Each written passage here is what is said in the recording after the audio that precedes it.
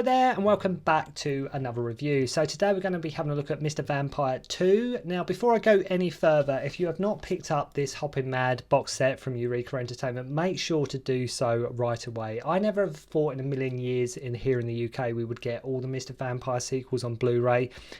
Definitely not in a box set or anything like that. Now, if you love your kung fu, you love your horror, you love your comedy, you love your Hong Kong movies, you owe it to yourself to pick this up right away. And it's probably the best thing Eureka has ever released. It's definitely up there in terms of what they have released, but make sure to pick up Hoppin' Mad as soon as you can, because it is just, as I say, it's a fantastic collection. These movies, including the first Mr. Vampire. If you like Encounters of the Spooky Kind with Samo, you're going to love these movies. You're absolutely going to love these movies. So make sure to go and pick up Hoppin' Mad. I reviewed the first Mr. Vampire ages and ages ago. It's an all-time favourite of mine, but I thought we'd carry on thanks to Eureka. Now we've got some great additions of the movies with the Mr. Vampire sequels, and we'll have a look at Mr. Vampire 2. Made in 1986 and directed by Ricky Lau again, produced by Samo again, and starring Moon Lee, Billy Lau, Lam Ching-ying, of course. But I always remember this one of the Mr. Vampires being a bit stood out because it has Yuen Biao in it. We have Yuen Biao here in this movie. Now, usually with Hong Kong movies, or actually movies in general, like if something is successful, then a sequel will undoubtedly follow. And more often than not, the case would be just rinse and repeat, right? That's the whole tried and tested method with sequels. Just do more of the same. You only need to look like even Ghostbusters 2. Just do the same thing. Like take the first film, just tweak it a little bit and do the same thing again, just so it's enough to please fans and just give the audience something that seems new, but we're sort of treading a bit carefully. But in terms, like I say, especially as well in Hong Kong, with their kind of movies, if something's successful, just do it again, you know, rinse and repeat. But what that means is just take the characters you've already established and put them in new surroundings that are not like sort of different to what come before. Now with Mr. Vampire 2, it's actually quite bold, as it actually abandons that traditional setting and goes instead for a modern day Hong Kong vibe. I think the reason why Ricky and Samo decided to do this was to sort of stay one step ahead of the curve, so to speak. And you have to remember, the average cinema goer in Hong Kong at the time, especially those watching these kind of movies, would have been younger, and the generation would have been a lot more westernized and modernized to their compared to their parents in Hong Kong and those who sort of come before. And there is a real tradition meets modern ways about this film. But I think if nothing else, it was all in a way just trying to make Mr. Vampire sort of trendy, bring it up to date, bring it in modern times, bring it, you know, make it hip, make it cool. As I say, the film series will go back to that traditional period setting, but Mr. Vampire 2, you have to hand it to Ricky Lau, especially for just saying, no, we'll do a sequel, okay, but we'll sort of mix it up a little bit. We're trying, as I say, I think this was the filmmakers trying to be just sort of a bit cool with the kids. Like I mentioned, kids in Hong Kong, young people in Hong Kong who were sort of seeing these kind of movies, they may not have been sort of maybe as into traditions as sort of maybe their parents and sort of their ancestors and their grandparents were and things like that. So this was sort of trying to mix it on his head a bit, like I say, try and make it a bit cool with the kids and things like that. Obviously knowing they had a great franchise on their hand here. The film, I remember seeing this back in the day on Channel 4 here in the UK, the type of movie that was usually shown about 1 a.m. or something like that. I also remember it being released by the Made in Hong Kong label. Unfortunately, we never got any of the other sequels on VHS until now with the Hoppin' Mad box set. And what is interesting with this movie is, yeah, it has Lam Ching-ying, but he doesn't really show up until about a third in the movie. Like, when you think of the Mr. Vampire movies, you think Lam Ching-ying, right? You know, like if you think Hammer horror movies, you think Peter Cushing, you think Christopher Lee. Here with Mr. Vampire, yeah, you think Lam Ching-ying, but he doesn't turn up actually till around about a third in the movie. And up to that point, it's actually Chung, Carly and Billy Lau who get most of the screen time. Also, don't get me wrong, it's great having Lam and Yuen Biao here, but God, is Yuen Biao underused in this movie. He is so underused. Like, it's great having Yuen Biao in it, and it's great him doing like a horror. It's great seeing him do something new and different to what we see him in before. But the fact this is Yuen Biao, so underused. not saying he's a wasted part for him, but it's like they could have just got him to do so much more in this movie, but they chose not to. The whole film is based upon this family that have been infected by vampirism, though it's never clearly explained how they succumbed to such a curse, but at the end of the day I guess it doesn't need to really be explained. Yes, we get the set pieces as you would expect from a Mr. Vampire movie, and following up the first movie it was always going to be a big task. I mean, Mr. Vampire wasn't just a film that local audiences in Hong Kong knew. This was a film that I know it had a strong cult following sort of the world over. I know especially in the UK, in the US, I think people loved Mr. Vampire. They may not have seen a hell of a lot of Hong Kong movies, but the people that did see Mr. Vampire absolutely loved it. Absolutely loved it. So like I mentioned, it's one of these late night movies here in the UK where it'd be Friday. Well, back when TV used to actually show good stuff, when they used to actually show good movies, it'd be one of them movies, like I say, you'd be flicking around the channels about 12:30, like midnight, or like 2 a.m. They'd be like, oh, there's Mr. Vampire on, oh, there's Dead and the Deadly on, you know, oh, there's Project A Part 2 on. There would occasionally, every now and then, they'd have like a season of Hong Kong movies, or, you know, kung fu movies, or whatever it may be. But as I mentioned, Beast of Vampire, the original one, was huge, right? It was a big deal. But we have Yuen Biao a bit underused, Lam not appearing for a good while. The film focuses on the younger vampire for a while at the expense of the rest of the talented cast. And make no mistake though, this is a very fun film with a lot of silly moments, as you would expect. And though to me, it's not necessarily as classic as the first movie, you have to admire the gusto of the people behind the movie for trying something new and not resting on their laurels. And make no mistake, this movie went even further to cement Lam Ching-ying's newfound star status in these vampire movies. And the film, probably above all Hong Kong movies, has one of my favourite in-jokes of all time, which I will get to in a moment. But you need to know your Hong Kong movies. You probably know the in-joke I'm talking about if you're familiar with any sort of Hong Kong stars and that kind of thing. But anyway, so the film starts with Chung Fat, Professor Crocton Wong, if I can say his name right, who his two subordinates, played by Carly and Billy Lau, who are looking for treasures and artifacts and find this cave where Billy Lau gets a snake in his underwear, which is probably one, I think that to me, a snake in my underwear would probably be one of my all-time worst fantasies. I think that's just the thought of that. I do not want to know. I must admit, like I say, the film starts, you get introduced to these characters, you think, okay, we'll cut to Lam in a second, but we don't. It's nothing, not taking nothing away from Billy Lau and Chung Fat, but I think it maybe dwells on these characters a bit too long, maybe more than it needed to. So they find this family of corpses consisting of a husband, wife and their son. The bodies are still intact, the bodies like preserved and not rotted, so Chung Fat decides to bring them back to his workshop. It's an odd choice, it's an odd choice where they don't start the film with Lam. I know I just mentioned that, but it is very odd. Like, you'd think Mr. Vampire 2, where's Lam? You know, where's Lam Ching-ying? A few bits of animal cruelty, even within just the first few minutes of the movie. Have like a snake being cut open, frogs in mouth, a bird being drugged.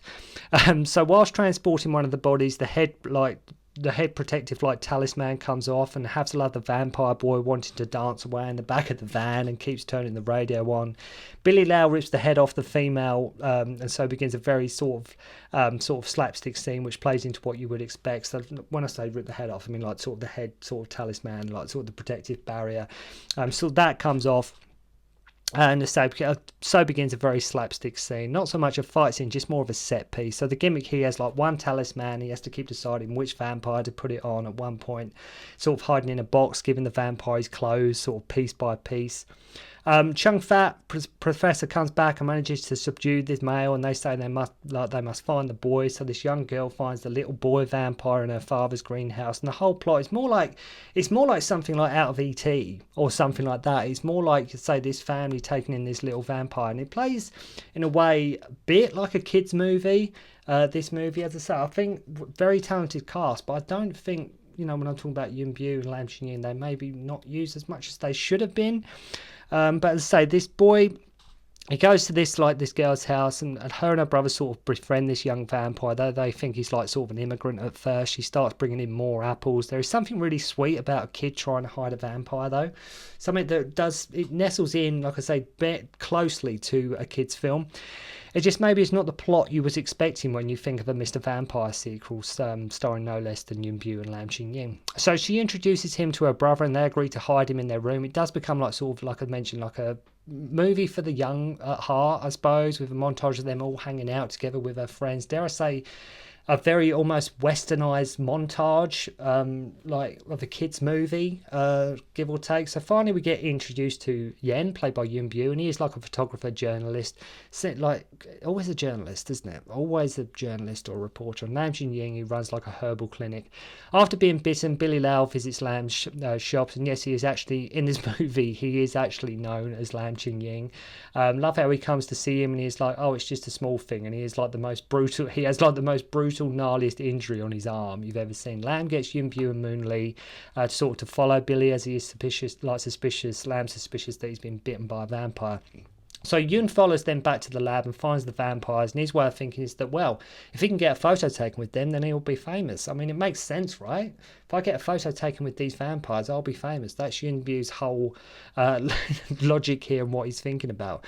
Naturally, the talisman gets removed, so there can be some chaos. See a few stunts here and there, but as I say, I think for the most part, I know I keep stressing this throughout this review, but when it's Yuen Biao, it's Yuen Biao.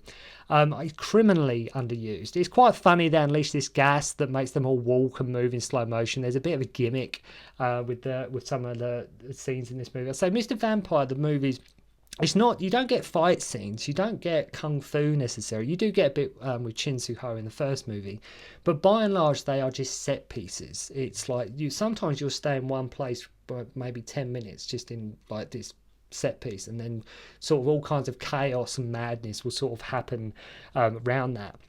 Lam turns up, and I remember watching this thinking, wow, Lam Ching-ying and Yuen Biao, two stars that were in my like all-time favourite kung fu movies. You probably know that is Prodigal Son. So I have to love how Lam slows down too, and he is shouting that his sword is still trapped in its cloth at one point. Yuen Biao is accidentally hitting Moon Lee as well with a hammer. The whole scene, you maybe could argue, goes on a bit too longer than needed, but despite all that, it is still fun. And you know, sometimes when a scene goes on longer than it needed to, like it outstays its welcome, but then sometimes it becomes funny again because you've been here a long time and they're milking it for everything they got. Happens a few times in the Mr. Vampire movies. Fun scene though. I think, like I mentioned, Ricky Lau just wanted to get as much mileage out of it, as possible. So the police turn up and look out for Stanley Fung here, who you probably remember, not Richard Ng, in the Lucky Stars movies, but the other guy. With the mustache in the Lucky Stars, who wants the corpse from the museum, arguing with a guy who wants them for the health department. So Lam and Yuen go to get the corpses and are able to sneak in so easily, as Lam tries to pierce the heart with a sword in the freezer. After the sword breaks, naturally they just decide to set fire to it. You know, some of these, they get to these such obvious conclusions, such obvious answers to their problem. So they decide to sort of set fire to it. Billy and like Carly sort of turn up as he needs to be injected with the vampire's blood as he got bit. Lam and Yen hide, though I'm not sure why they couldn't just tell them they are there to help and protect people from vampires. Like, for some reason they're doing it sort of like, we mustn't get caught, but they're not doing anything wrong. They're trying to actually stop people as being succumbed to vampirism and being bit and having corpses hopping around. So I'm not sure why Lam and Yen just couldn't tell these people, look, you got vampires here, we're here to help. So, you know, they're doing it for good, they're not evil people. So Lam and Yuen drive off with the truck that Billy and Carly are in the back of, with the vampires trying to warm them up. Naturally, of course, we get a range of cameos in this one, so look out for James Chen's traffic cop as well. The truck catches fire, vampires jumping out, and it's quite mad, this scene with them sort of hopping over the tops of cars, things like that. And I mean, only in Hong Kong cinema, right? Only in Hong Kong cinema could that happen. So the boy vampire sees his parents on TV, and they can hear his screams. Lam and Yuen take a news car and got a report of where the vampires are. This is where I would say the film gets the most horror-esque it has up to this point. This is where I say it would probably gets the most horror, with the mum and dad vampire wanting to kill the little girl and her family, but the vampire boy saves them. Nice sweet tender moments where you see the girl crying, and the film does have tender moments and sweet moments in it too, when she has to say goodbye to the kid vampire. Again, maybe not from start to finish the kind of film you would have expected for a Mr. Vampire sequel, but I think the film for the most part does sort of hold its own. Definitely not as classic as the first movie. I'm sure many of you out there will love this movie just solely for the fact Yuen Biao's in it, but I don't think it's as classic as the first movie. Even some scenes go on too long, and Lam and Yuen Biao are, as I mentioned, tad underused. Now the police are outside, and this is where you get probably one of the most funniest in-jokes. Unless you're familiar with the world of Hong Kong cinema and the people in Hong Kong cinema, especially from the golden age, you would not get this too. Where Lam Ching-ying says to James Chen here, he says, "My master Samo had spooky encounters, then he met the dead and the deadly, and last year he even caught Mr. Vampire." I absolutely love they mentioned Samo, and they mentioned all his past kung fu horror mashups, and I love the fact Lam is playing Lam Ching-ying as well. So it is all played with sort of a cheeky wink and a grin, and I think that's great. But that you've also at the same point got this sort of sweet sort of kids movie running alongside it as well. So, but as I say, I just love that, the fact they reference Dead and the Deadly, they reference Encounters of the Spooky Kind. Now, if you were just watching this movie as a one-off and I had no idea who Samo is and never seen this like in his movies, then of course you would have no idea at all what Lam is even talking about at this point. So Lam and Yuen Biao's character go in and stab the mum, and the dad is naturally PO'd, and this whole set piece here is basically Lam and Yuen getting thrown around a lot. They lure the vampire outside and the police bazooka his arse basically, then sedative bullets and like calcium sulfates, and the movie ends with the kids helping Lam and Yuen to take the boy so he can sort of reincarnate, and the film for a good percentage of it really does, as mentioned, play like a kids movie. And it's definitely not what I remember when I first saw it back in the day. I was just sort of, I enjoyed it, but like I say, in terms of classic and sort of must see, it's not, it doesn't really come like get up to the highs of what the original original film does. At least in Siren, the twist is at the end that Billy Lau and Carly are now actually vampires. To me, as I say, it's not as classic as the first one, but there are still loads to enjoy here and still a worthy entry into the Mr. Vampire franchise. And like I say, full credit to the team involved, particularly Ricky Lau, and I know Samo was pretty much a hands-off producer. But they took a chance, not playing overly cautious and super safe with their execution and what they were trying to do. It would have been so easy to sort of, rinse and repeat what they'd done before, but they do. You could probably argue with every Mr. Vampire movie, they do mix it up. Every single one is a bit different. Like the third has Richard in it. There's things they do inject into it. But let me know what you think of Mr. Vampire 2. And like I say, I can't stress enough, if you haven't picked up Hoppin' Mad, please do so right away. Actually, I'll probably say that when I review the next lot of batch of movies from this box set, I probably will be stressing every time, pick up the box set. You must pick it up. So thank you very much indeed for watching. I hope you enjoyed the review of Mr. Vampire 2, and I'll see you again soon. Don't concentrate on the finger or you will miss all that heavenly glory.